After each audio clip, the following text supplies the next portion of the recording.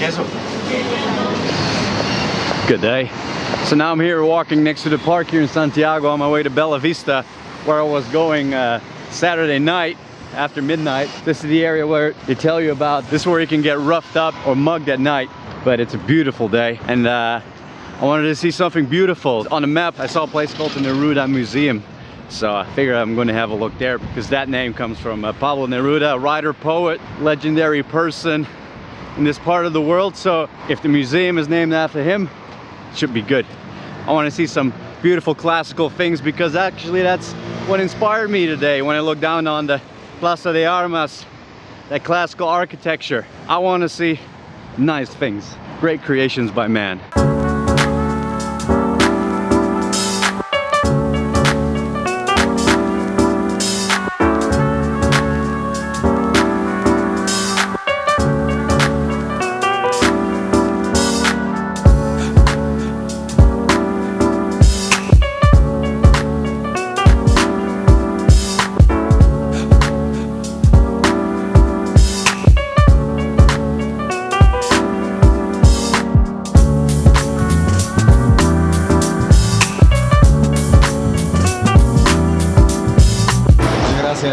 De nada, por ahí. Ciao.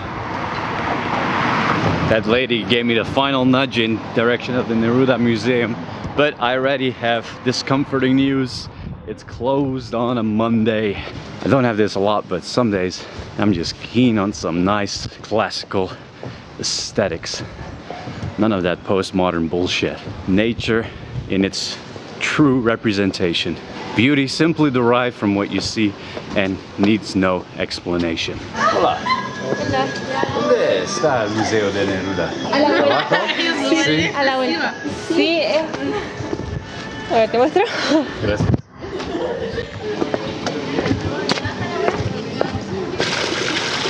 Here we are, but it is unfortunately closed.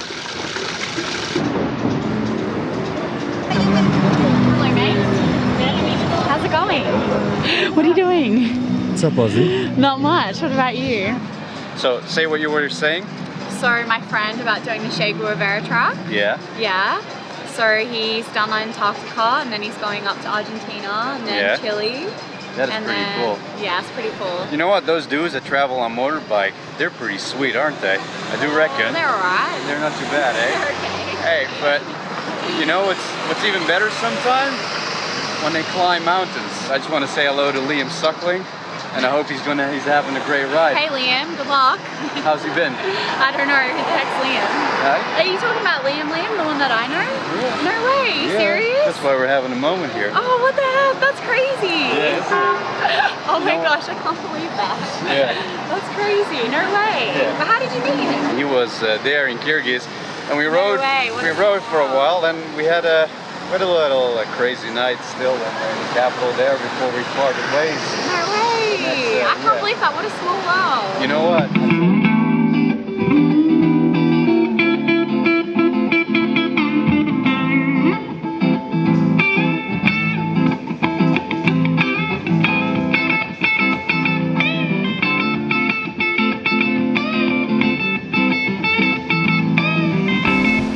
Look at these. This I absolutely love. These old maps of world and South America. Man, look at that. Especially regarding where I come from, being originally Portuguese, this always speaks to my imagination and the history that we've experienced. I've had this discussion more than a few times back at home, since also being Dutch. Absolutely not going to deny the Dutch influence of the seas later on, but in regards to this, in the Americas, it's kind of like that Dr. Dre song. Nigga, we started this gangster shit, and this the motherfucking thanks I get. Portugal and Spain. It interests me a lot too because of what I'm doing on the motorbike. And more than a few times I've said that unfortunately the golden age of motorcycle exploration is over in its more traditional sense, and I think that was up until the end of the 90s. The world was still very much in a schism, in an exciting place, changing on the move. With the new millennium, everything kind of became more uniform, more interconnected, paved, more tarmac, less to explore. Such is the faith of living on this planet. But these kind of things take me back to a time where there was much more to explore, also much greater risks in regards to exploration. Absolutely beautiful. Now if you want to create a bit of an adventure on the motorbike, you have to create it for yourself. You have to find the routes. You have to think more about it, and I didn't always do that.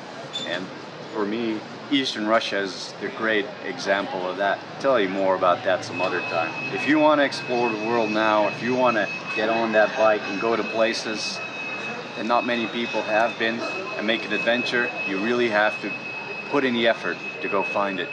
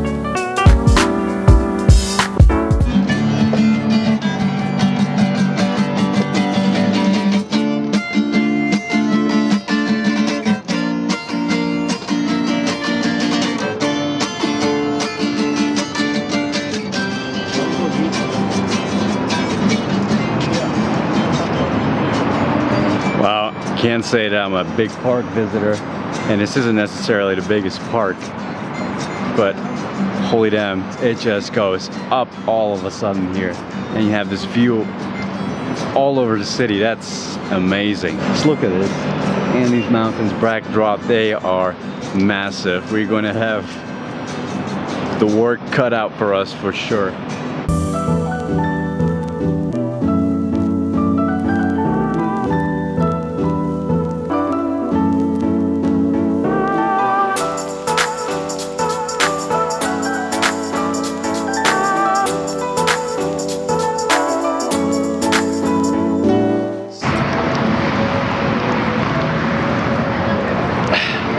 I'm getting a lot of Lisbon flashbacks today. That's my youth, the fountain of youth, walking with grandma as a kid in the park in Sao Paulo. It's a city like that.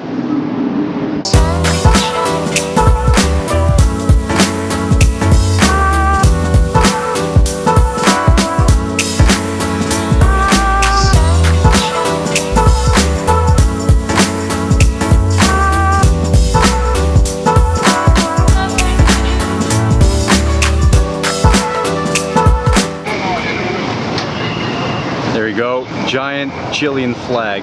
I think every country has one like this, one bigger than the other. I think it's even a thing of pride between peoples from different countries. The first time I saw something like it was in Mexico City. It was absolute massive Mexican flag.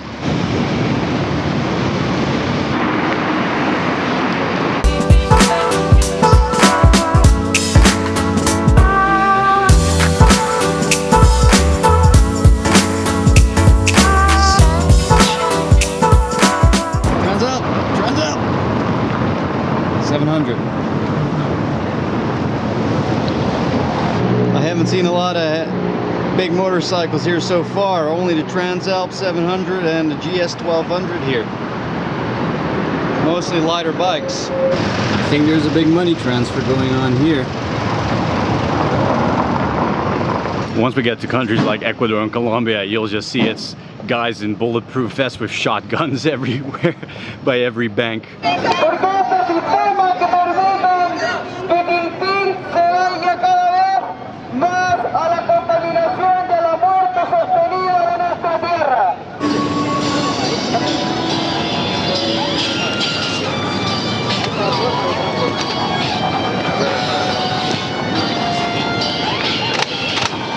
Now we're back at Plaza de Armas, and we're gonna head back to the hostel, which is up there.